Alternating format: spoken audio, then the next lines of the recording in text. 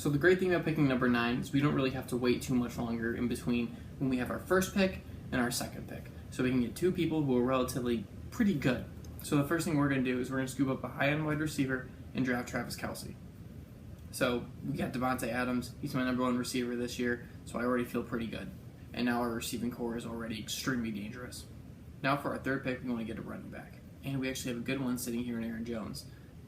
Now we have the opportunity to grab another running back, but I'm kind of really big on Brandin Cooks. He finished top 15 in points among wide receivers in the past 3 years combined, and he's been on 3 different teams each time.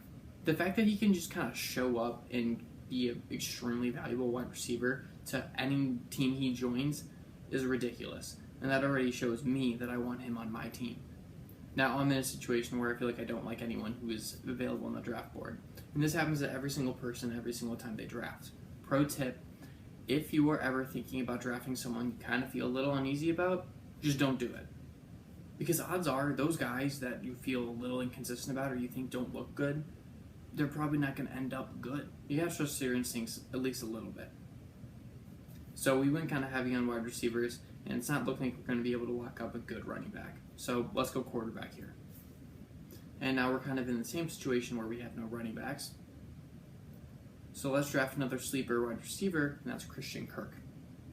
So now you might be thinking, yo, what's the deal? He doesn't have like any running backs at all on his team right now. And let me tell you why I'm doing this. A big part of drafting is drafting the person who is the best available, not necessarily the person who's going to fill up your lineup.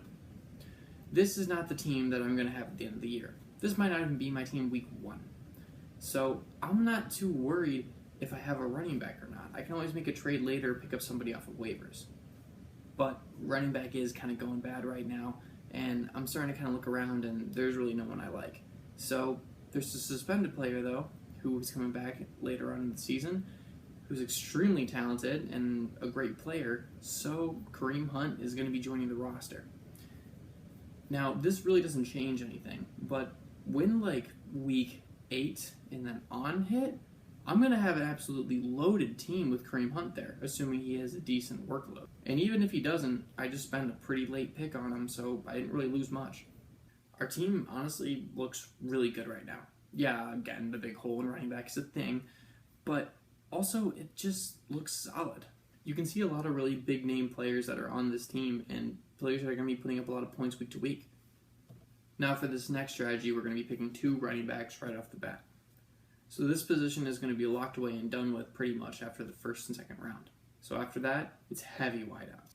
And out of all the people that are there, I feel the most comfortable about Diggs. He's been the most consistent, putting up good numbers, and definitely staying the most healthy out of the guys that are there. And this next one, pretty easy. You know I love Brandin Cooks. I'm going to pick him up. Normally, I really haven't been getting a lot of good options around the 5th round, but this time we got Phillip Lindsay coming in right here, so I'm going to go ahead and snatch him up. He would be a great RB2, but again, getting him as a flex is ideal. We don't have any wideouts that I like here, but we do have a tight end and a quarterback. Now, I know I can wait and get someone like Goff, so I don't think I'm going to be going quarterback here, and the tight end spot is pretty scarce, so I want to be able to pick up someone who's decent right now and not have to worry about it later. So I'm going to lock up that spot and pick Hunter Henry. Now, again, I don't have a lot of people that I love here, so I'm going to go ahead and reach for Christian Kirk. Now, I want to talk about this one for a second. I see James White there, and he was fantastic last year. I don't really understand why he's ranked so low, but he is. So being able to pick him up really late like that is something that you absolutely want to do, especially if you need running backs. Or even if you just need a player, or a flex guy possibly. He's a great option for you kind of late in the draft. And we're going to go ahead and pick Goff in the next round. So again, we really only have a 1 weak spot in the draft. That isn't really ideal. That's our 3rd wideout spot, which is pretty normal, especially because the rest of the team is scary. Not many other people are going to have as good running backs as this team does.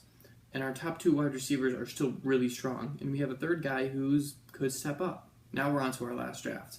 I'm going to go ahead and pick Davante over DeAndre here, which I know a lot of you are going to say, oh wow, that's crazy. But I'm telling you right now, Davante Adams has the edge this year. And in this draft, I'm going to be targeting 2 wideouts. I'm going to pick up Davante and get Odell from the Browns.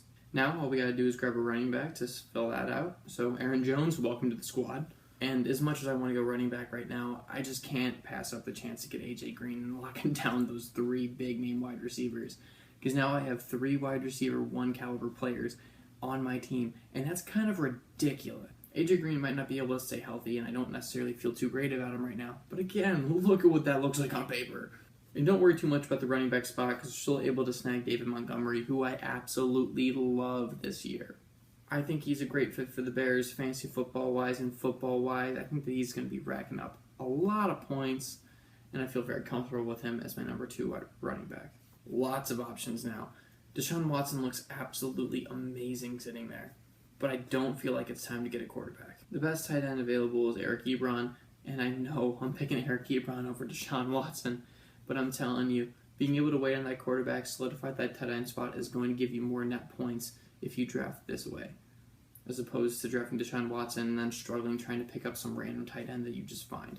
Eric Ebron was too good last year to not pick up right now. And keep in mind, this draft has also been kind of nuts because of how fast tight ends have been flying off the shelves. We're looking for a flex now, so I'm going to go ahead and lock up Murray, and then we're going to go Goff on the one after that. So this team is looking really good. Again, I don't really love having AJ Green because of how injury prone he is and how early we drafted him.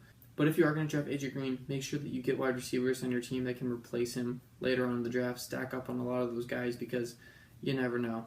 Thank you guys all so much for watching. Please remember to like, subscribe, comment. Check out our social media, our podcast, and our website.